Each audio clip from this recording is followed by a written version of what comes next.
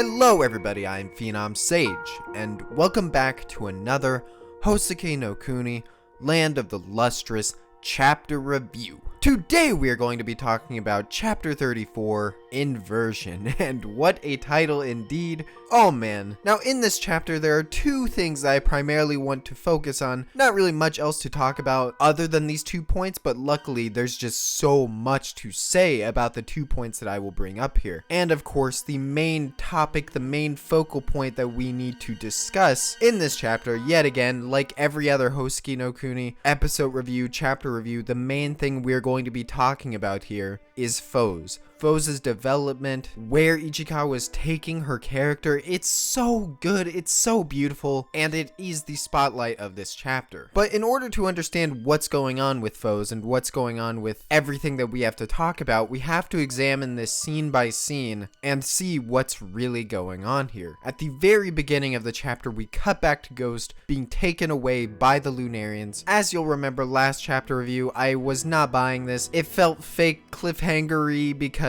usually when Ichikawa does this kind of stuff and she means it, it will be in the middle of the chapter in order for you to get the time to process what's going on, take it in, see the aftermath of the situation with Phos. So I wasn't buying this. I figured that Ghost would be alive by the end of this, and sure enough, Ghost made it out alive. But it didn't happen immediately, and what I wasn't expecting was where they would take Phos in this moment. As Ghost is being taken away, we see Phos immediately jump into action, trying to stretch out her gold arms to save her. And this isn't surprising at all. This is who knows how many times we've seen Phos experience someone being taken away by the Lunarians. I'm sure she's experiencing PTSD just watching this unfold before her eyes, thinking about what happened back with Antarcticite. So that was to be expected that she would go in to save Ghost, but what was not to be expected was when Sensei steps in front of her. Clearly he's standing right here. He's not about to let these Lunarians get away with Ghost as he's standing. And as Sensei steps in front of her, Phos stops herself from reaching out to Ghost. Now the first time reading this, the scene didn't really leave the impact on me that it had after I finished the chapter and I realized what was going on here. It's pretty natural to assume that Phos probably stopped herself because she saw Sensei was taking care of it, and plus with her gold arm, she probably wasn't going to make it in time anyways. So as she's looking at Sensei and asks, what is he going to do? I want to see what he's going to do here. I didn't really think much of it, but later on in the chapter we learn exactly what she meant here, and it is honestly quite frightening to see where Phos is being taken. At that point in time, she literally meant that she was willing to let Ghost get captured to learn more about Sensei and his powers.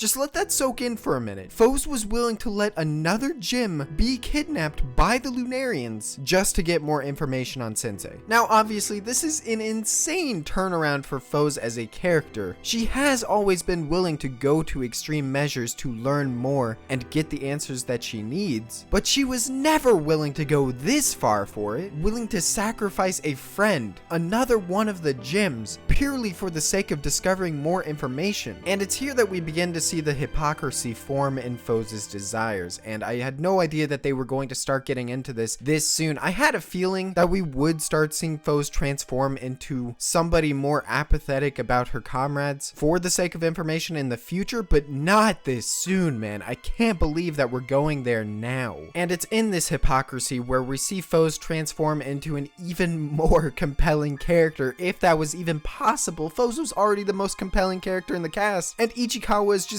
continuing to do God's work with her. She suspects that Sensei is up to something. She wants to uncover the truth. She wants to see what he's hiding, because he clearly has a connection to the Lunarians, and Phos has no idea what he might do to the gyms eventually, depending on the circumstances. But at the same time, we've reached a point where in order to get answers, Phos was willing to do what she was beginning to despise Sensei for, sacrificing another one of the gyms. This hits even harder at the end when Ghost is thanking Phos for reaching out to save her, and it starts dawning on Phos that she was willing to let Ghost get captured just in order to get information on Sensei. And this leads me into my speculation on where Phos will go from here, because obviously at the very end of this chapter, she feels horrible for what she's done. She even compares herself to Sensei at the end, saying that Sensei wasn't the one willing to sacrifice a gem to the Lunarians, she was. So the question is, will she try to atone for what she's done, or will she just continue going down this path? And it's interesting to note that in the manga, we still haven't gotten to the scene where Phos encounters Cinnabar and asks her to join her journey, her struggle to get more answers on Sensei. And it's worth noting that because, as you'll recall, in that scene, Phos was not above using her promise to Cinnabar for new work in order to gain an ally, in order to get someone to help her attain more information. So just from that, it's clear that this isn't the end. In the future, Phos is not above using emotional manipulation in order to get what she wants. And it's these turnarounds with her character that make me wonder just how far we'll go. How far will Phos go in order to attain these answers? And like I posed before, will this event change her ways or just make her more determined to continue walking this road? It's all just really fun to speculate on, and I cannot wait to see where they take Phos next, because God bless Ichikawa, she's clearly doing some insane things with Phos, and it's going to be a ride. Now let's move on to the second point that I wanted to focus on in this chapter, and that is Sensei, in which we learn a pretty big revelation about his character, the role he's had in this community for so long, and the weapon that he uses. Now, in past chapters in the anime, we've seen him attack the Lunarians before, and almost always it's been through an attack where he uses these tiny fragments through magic to propel them towards the Lunarians. And this was most prominently shown when the Amethysts were trapped back in episode 6, and you get a very clear view of Sensei using these fragments to destroy the Lunarian ship in spectacular fashion. Well, it's now that we learn that these fragments have always been a part of Sensei's body, adamant.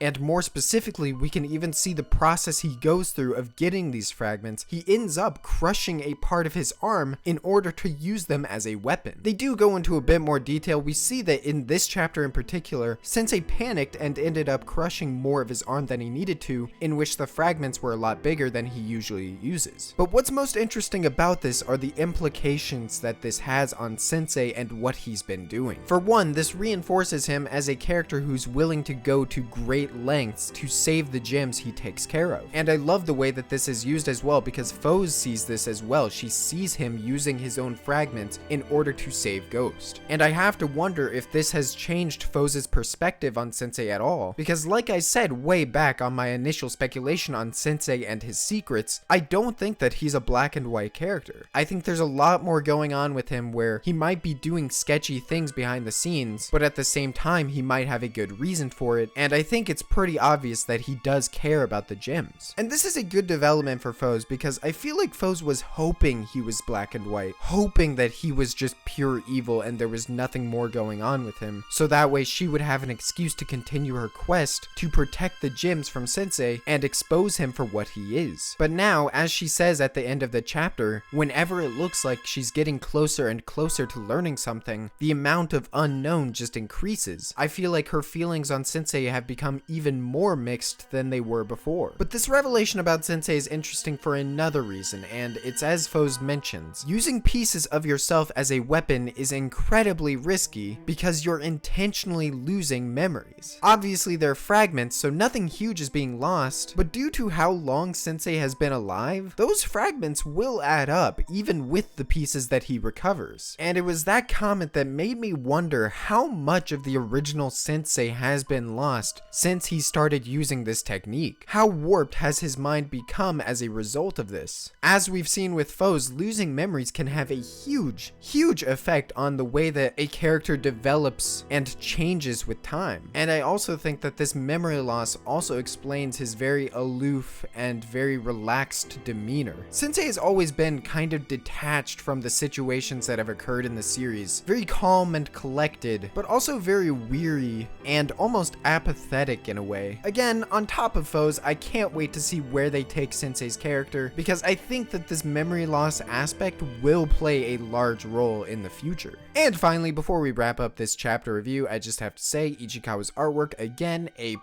God damn, there are some amazing panels in this chapter. The way that she plays around with POV, character expressions are still so powerful. They communicate what the character is thinking so perfectly without a single word of dialogue spoken. It's incredible. I have so much respect for her as an artist and of course as a storyteller. And one final note I want to make, I am loving Ghost as a gem, as a character. I'm so glad that she wasn't taken away by the Lunarians because it was so cute when she thanked Phos at the end, even though we know that there are a lot darker things going on with Phos and why she was reaching out back then. But it was still sweet and cute regardless to see that she did appreciate Phos for wanting to save her. But that's been all from me for this Houseki no Kuni, Land of the Lustrous chapter review. Thank you all so much for watching. As always, it really means a ton to me that you guys watch my reviews, you enjoy them, you comment your insight. I love reading your guys' different interpretations of the chapters. You guys actually had some really cool interpretations for last chapter with Sensei and why he was all shrouded in darkness. Really cool stuff, and I like hearing what you guys have to say. So again, thank you all for your likes, comments, support, and of course, as usual, have a great day.